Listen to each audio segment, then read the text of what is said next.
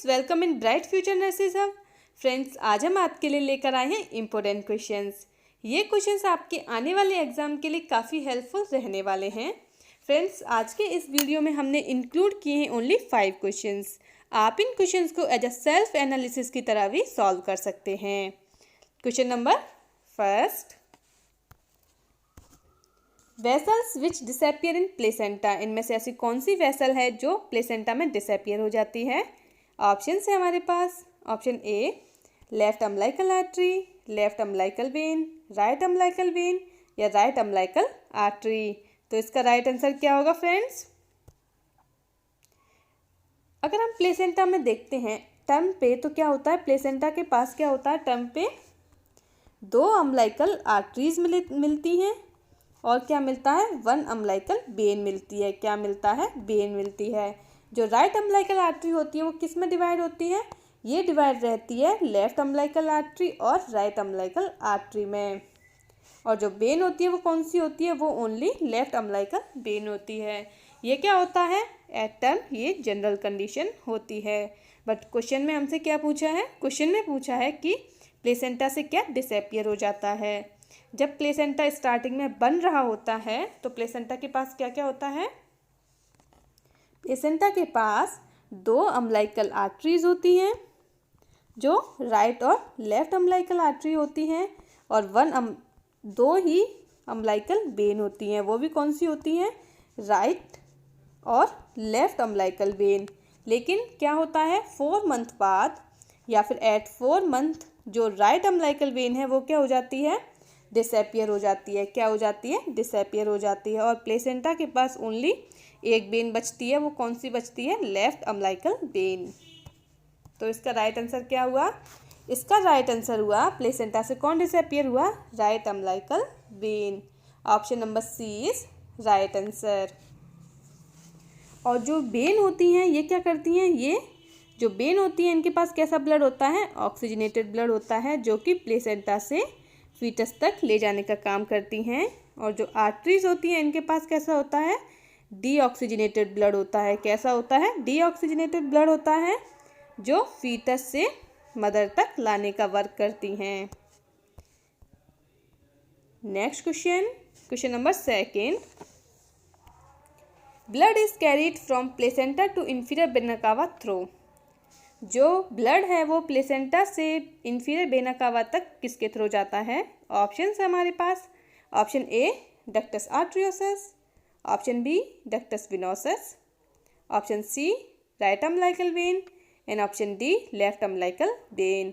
तो इसका right answer क्या होगा फ्रेंड्स? इस क्वेश्चन का हम राइट आंसर निकालने के लिए सबसे पहले क्या करते हैं?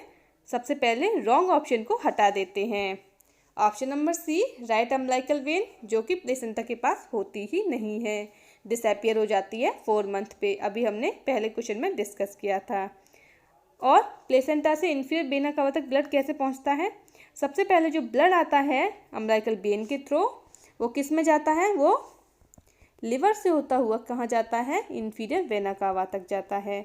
और किसके थ्रू जाता है? वो जाता है डक्टस विनोसस के थ्रू। किसके थ्रू?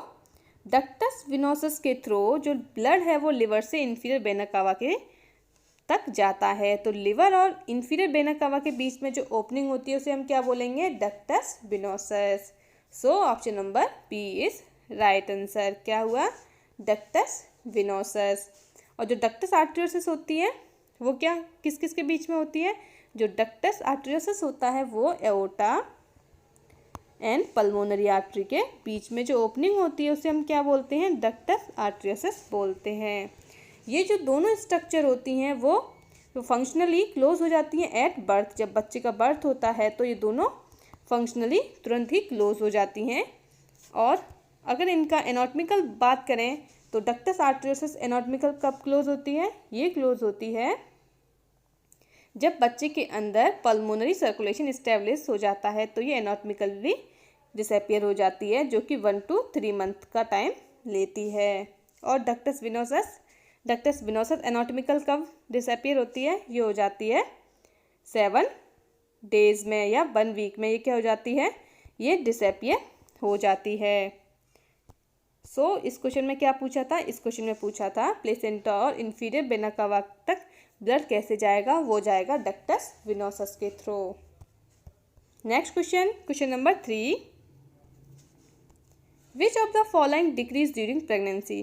प्रेगनेंसी के टाइम पर ऐसा कौन सा वैल्यू है जो डिक्रीज हो जाता है। ऑप्शन है हमारे पास, option A systemic venous resistance, option B cardiac output, या ऑप्शन सी हार्ट रेट, या ऑप्शन डी प्लाज्मा वॉल्यूम। तो इसका राइट आंसर क्या होगा फ्रेंड्स।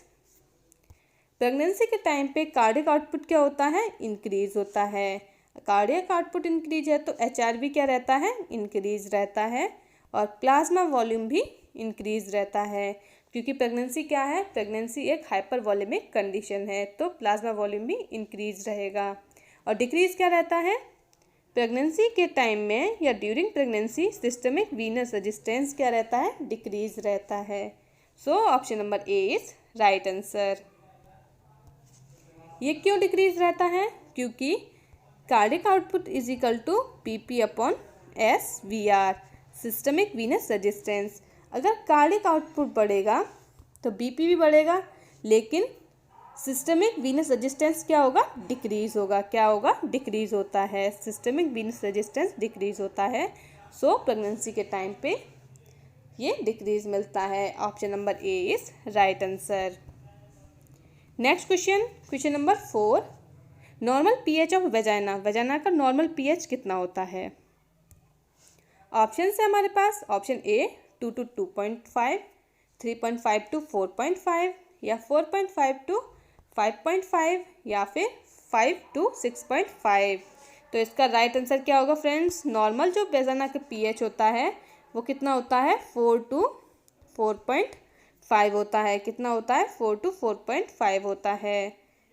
और ये किसकी वजह से होता है, ये एक बैक्टीरिया होता है जिसे हम क्या बोलते हैं, ड्यूडेलिन बैक्टीरिया। ड्यूडेलिन बैसिलस बैक्टीरिया के वजह से जो एनवायरनमेंट होता है वेजाइना का वो एसिडिक होता है। जो एसिडिक मीडियम होता है वो इन्फेक्शन से प्रिवेंट करने का काम करता है।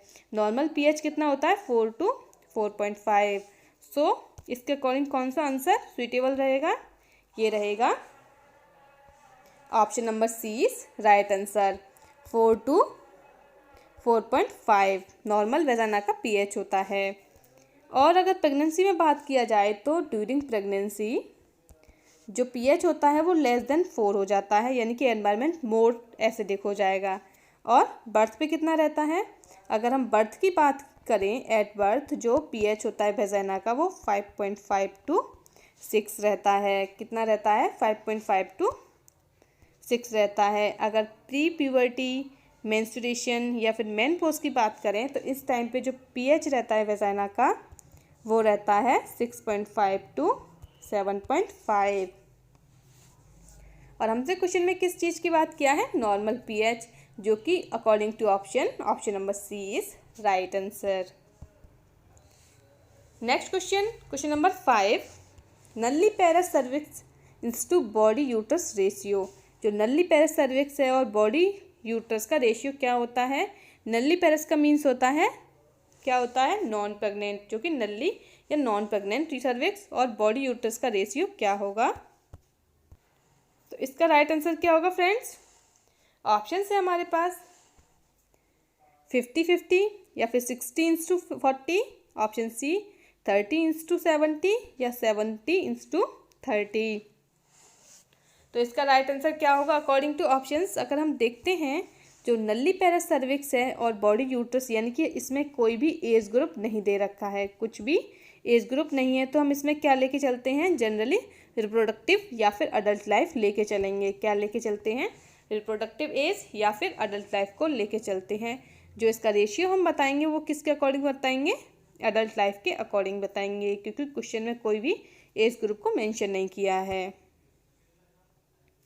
अगर एट बर्थ देखा जाए, बर्थ और मेनपोज की सिचुएशन में क्या होता है, जो सर्विक्स और यूट्रस का रेशियो होता है वो 1:1 रहता है। कि कब रहता है, 1:1, या तो एट द बर्थ पे, at the time of birth, या मेनपोज में। अगर बिफोर प्यूबर्टी बात करें तो बिफोर प्यूबर्टी क्या होता है, वो रहता है 1:2:1, और आफ्टर प्यूबर्टी कितना हो जाता है, 1:2 हो जाता है प्यूबर्टी के बाद में।